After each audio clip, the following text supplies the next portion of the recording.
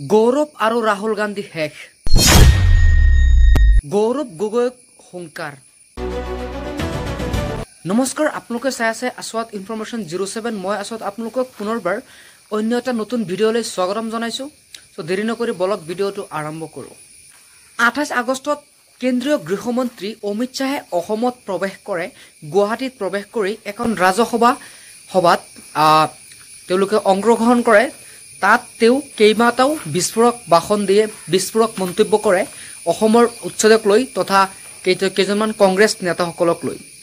তো ফ্ৰেণ্ডসকল, সেই জনসভাত তেওঁলোকে অমিত শ্বাহে প্ৰদান কৰি এক মন্তব্য কৰিছে যে গৌৰৱ গগৈ যেনেকুৱা প্ৰতিবাদ কৰি আছে কৰি থাকক, আমি অনুপ্ৰৱেশকাৰীৰ পৰা 1 ইঞ্চি মাটিও তেওঁলোকক নিদিওঁ।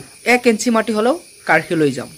অসমত ইতিমধ্যে প্ৰায় 1,19,548 একৰ ভূমি বেদখলমুক্ত কৰিছে বিজেপি চৰকাৰে।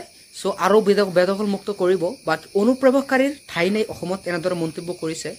যি বাতৰি পোৱা মতে তেওঁ কৈছে যে এটাও অনুপ্ৰৱেশকাৰী সন্দেহজনক লোক অসমত থাকিব নোৱাৰিব। প্ৰত্যেকৰে উচ্ছেদ কৰা হ'ব, প্ৰত্যেকৰে খালী কৰা হ'ব, তেওঁলোকৰ গড়সমূহ মাটি খালী কৰা হ'ব। অসমত ইতিমধ্যে প্ৰায় 1,19,548 একৰ ভূমি বেদখলমুক্ত কৰিছে বিজেপি চৰকাৰে। চ' আৰু বেদখলমুক্ত কৰিব। বাট অনুপ্ৰৱেশকাৰীৰ ঠাই নাই অসমত, এনেদৰে মন্তব্য কৰিছে। যি বাতৰি পোৱা মতে তেওঁ কৈছে যে এটাও অনুপ্ৰৱেশকাৰী সন্দেহজনক লোক অসমত থাকিব নোৱাৰিব। প্ৰত্যেকৰে উচ্ছেদ কৰা হ'ব, প্ৰত্যেকৰে খালী কৰা হ'ব, তেওঁলোকৰ গড়সমূহ মাটি খালী কৰা হ'ব।